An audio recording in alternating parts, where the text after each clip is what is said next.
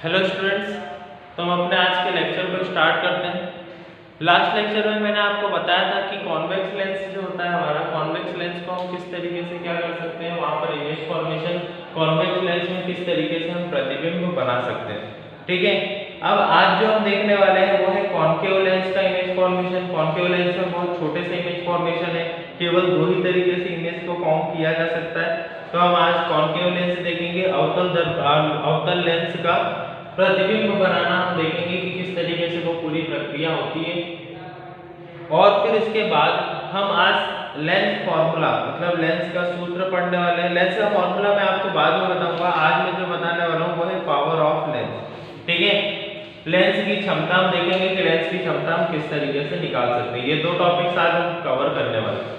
पहला हम देखते हैं कॉन्केव लेंस। तो कॉन्केव लेंस की मैं बात करता हूँ, अवतल लेंस की अगर हम बात करते हैं तो इसमें प्रतिबिंब किस तरीके से बनता है ये देखने के लिए सबसे पहले पेज हिंदी मीडियम वाले पेज नंबर 197 और इंग्लिश मीडियम में जो है वो निकाले पेज नंबर 179। हिंदी मीडियम वाले 197 और इंग्लिश मीडियम वाले 179। इसमें एक ब्लू कलर की टेबल बनी हुई है। ठीक है, ब्लू कलर की टेबल बनी हुई है और इसी टेबल को आपको देखना है और इसी टेबल से हम क्या करेंगे, कॉन्केव लेंस का अवतल लेंस का हम क्या करेंगे, प्रतिबिंब बनाएंगे। तो देखते हैं किस तरीके से बनेगा। दो ही पॉइंट्स हैं, तो पहला प्रतिबिंब बनाना है, पहला इमेज फॉर्मेशन हम देखते हैं। तो इसमें क्या किया हुआ है कि आप जो भी आपका ऑब्जेक्ट है, ऑब्जेक्ट की पोजीशन क्या है, अनंत है। मतलब आप ऑब्जेक्ट को कहां रख रहे हो, इंफिनिटी पर रख रहे हो। तो मैं पहले तो लेंस बना लेता हूं कुछ इस तरीके से। ये हो जाएगी इसकी प्रकाशित अक्ष, ये हो जाएगा उसका फोकस, ये हो जाएगा 2f1, ये f1, यहाँ पर हो जाएगा f2 और यहाँ पर हो जाएगा 2f2। सेंटर में इस पॉइंट को मैं क्या बोलता हूँ, वो क्या बोला उसने कि ऑब्जेक्ट को आपको रखना है कहाँ पर, इंफिनिटी पर। तो इंफिनिटी पर हम ऑब्जेक्ट को लेकर आते हैं, हमेशा आपको पता ही है इस तरीके से आया ऑब्जेक्ट। यहाँ से क्या होगा, थोड़ा सा डेविएट होगा और यहाँ से पूरा डेविएट हो जाएगा। मैं नीचे भी सेम यही वो करता हूँ, 2 मिनट। मैं नीचे भी करता हूँ, जब लाइट पे आएगी तो यहाँ से थोड़ी सी लेंस को मैं थोड़ा बड़ा कर देता हूँ। तो यहाँ से जाएगी और यहाँ से पूरी डेविएट हो जाएगी। ठीक है, लेकिन जब मैं इधर से देखूंगा, इस वाले पॉइंट से जब मैं देखूंगा इसको, तो मुझे ये लाइट रे एक पॉइंट से आती हुई दिखेगी जिसे मैं क्या बोलता हूँ, फोकस। यहाँ से भी जब मैं इस वाले पॉइंट से देखूंगा तो ये लाइट रे मुझे एक पॉइंट से आती हुई दिखेगी जिसको मैं क्या बोलता हूँ, फोकस बोलता हूँ। दोनों लाइट रेज का इंटरसेक्टिंग पॉइंट अगर हम देखते हैं, मिलने वाला बिंदु अगर हम यहाँ पर देखते हैं तो कहाँ आ रहा है, f1 पर। ठीक है, इसीलिए इस पॉइंट को क्या बोला गया है, फोकस। और जो भी हमारा प्रतिबिंब है वो इसी पॉइंट पर बनेगा। तो देखो आप टेबल में लिखा हुआ है कि अगर बिंब की स्थिति अनंत पर है, ठीक है, अगर बिंब की स्थिति कहाँ है, अनंत पर है, ऑब्जेक्ट इंफिनिटी पर रखा हुआ है, तो प्रतिबिंब की स्थिति क्या होगी, फोकस f1 पर। ठीक है, इमेज की जो डिस्टेंस है या फिर इमेज का जो पॉइंट है वो कहाँ होगा, हमारा पॉइंट होगा फोकस पर, f1 पर। अब आते हैं सेकंड पर, इस वाले को आप नोट कर लेना। तो इसमें मैं लिख देता हूं, जब हमने ऑब्जेक्ट रखा इंफिनिटी पर, अनंत पर रखा, तो हमारी इमेज कहां बनी, f1 पर। ठीक है, ये हो गया हमारा पहला पॉइंट, इसको आप नोट कर लेना। हटा देता हूं मैं इसको।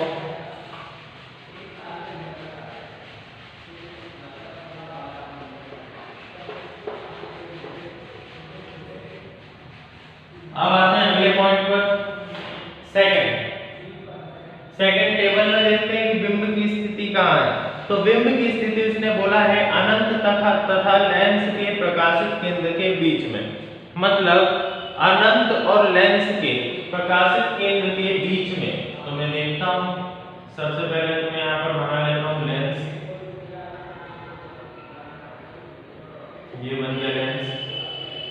ये हो गया इसका प्रकाशित अक्ष और ये हो गया प्रकाशित केंद्र। अनंत कहीं यहाँ होगा, प्रकाशित केंद्र यहाँ है, तो मैं ऑब्जेक्ट को यहाँ पर कहीं भी बीच में ले सकता हूँ। ठीक है, ऑब्जेक्ट को मैंने कहाँ ले लिया, यहाँ पर कहीं भी बीच में ले लिया। मैं यहाँ पर बना देता हूँ F1, यहाँ पर कहीं हो जाएगा 2F1, यहाँ पर हो जाएगा F2, तो यहाँ पर कहीं हो जाएगा 2F2। आया समझ में? अब हमेशा याद रखना कि आपको ऑब्जेक्ट को लेंस से छोटा ही बनाना है। क्यों? क्योंकि लाइन उसके आर पार निकल, मतलब लाइन उस तक जाएगी ही नहीं, लाइट रे जो है वो वहां तक पहुंचेगी ही नहीं अगर हम उससे बड़ा ऑब्जेक्ट बना देंगे तो। ठीक है, मैं लेंस को यहाँ पर थोड़ा बड़ा कर देता हूँ। आप लोग जब कॉपी में बनाने होंगे तो आप इस बात का ध्यान रखना कि आपको क्या करना है, लेंस को बड़ा बनाना है और ऑब्जेक्ट को छोटा बनाना है। कुछ इस तरीके से मैंने यहाँ पर लेंस को बना दिया। अब देखते हैं आगे। मैं ऑब्जेक्ट से, देखो सबसे पहले बिंब की स्थिति हमने देखी, क्या है बिंब की स्थिति है अनंत तथा लेंस के प्रकाशित केंद्र के बीच में।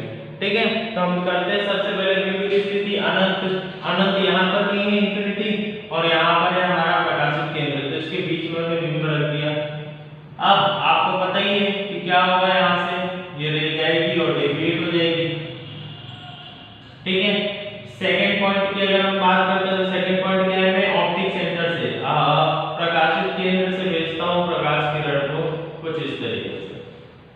ठीक है, प्रकाशित केंद्र से मैंने भेजी प्रकाश किरण कुछ इस तरीके से, तो यहां पर गई वो। अब हमें कहीं इंटरसेक्टिंग पॉइंट मिल रहा है क्या? नहीं, तो मैं क्या करता हूं, इस वाली रे को जब मैं यहां से देखूंगा तो ये कहां से निकलेगी, फोकस से निकलती हुई दिखेगी। तो हमें इंटरसेक्टिंग पॉइंट कहां पर मिल रहा है, यहाँ पर। किसके बीच में? ऑप्टिक सेंटर और F1 के बीच में, मतलब प्रकाशित केंद्र और F1 फोकस के, इन दोनों के बीच में हमें मिल रहा है हमारा इमेज का पॉइंट। तो मैं यहाँ पर हमारी इमेज बना दूंगा। देखते हैं टेबल में, टेबल में क्या लिखा हुआ है कि बिंब की स्थिति अनंत तथा लेंस के प्रकाशित केंद्र O के बीच में है। तो ये हो गया अनंत, ये हो गया प्रकाशित केंद्र, इसके बीच में हमारी बिंब की स्थिति हो गई। तो हमारी जो इमेज है, हमारा जो प्रतिबिंब है वो कहाँ बन रहा है, फोकस F1 तथा प्रकाशित केंद्र O के बीच में। तो F1 और O के बीच में हमारी इमेज यहाँ पर बन रही है। तो ये भी हमने सक्सेसफुल इसको ड्रॉ कर लिया है, इसको आप नोट कर लेना।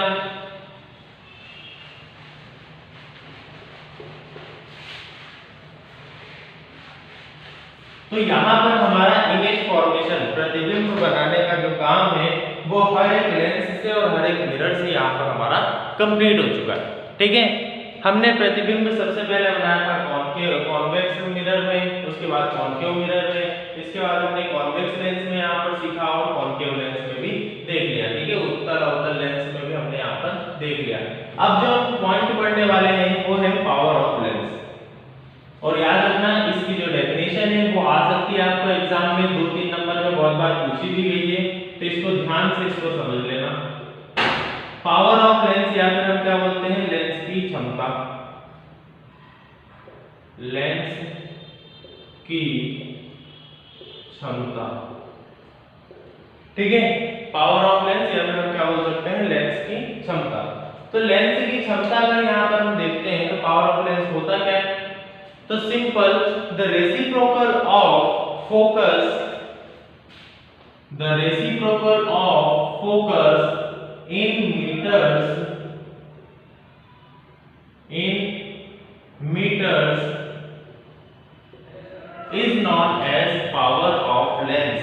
ठीक है, हम यहाँ पर क्या बोल रहे हैं, अगर मैं इसकी डेफिनेशन पढ़ता हूँ तो डेफिनेशन क्या है, किसी लेंस द्वारा प्रकाश किरणों को अभिसरण या अपसरण करने की मात्रा को उसकी क्षमता के रूप में व्यक्त किया गया है। इसे अक्षर P से निरूपित करते हैं किसी फोकस दूरी, 2 मिनट, किसी f फोकस दूरी के लेंस की क्षमता। देखो क्या बोला है उसमें कि हम यहाँ पर क्या करने वाले हैं, इसका फॉर्मूला जो है वही इसकी डेफिनेशन है। ठीक है, फॉर्मूला और इसकी डेफिनेशन सेम ही है। हम यहाँ पर क्या करने वाले हैं, पावर ऑफ लेंस, लेंस की क्षमता हम कैसे निकालते हैं, तो पावर इज इक्वल टू 1/में फोकस इन मीटर। मान लो कि कोई लेंस है, ये मान लो उत्तल लेंस है, इसकी जो फोकस की दूरी है वो कितनी है,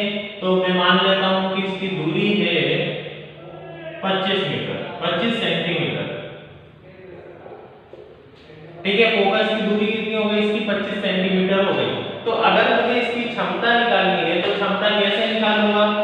तो देखो उसने बोला है कि जो क्षमता होगी वो 1 में फोकस के बराबर होगी, लेकिन फोकस किसमें होना चाहिए? मीटर में।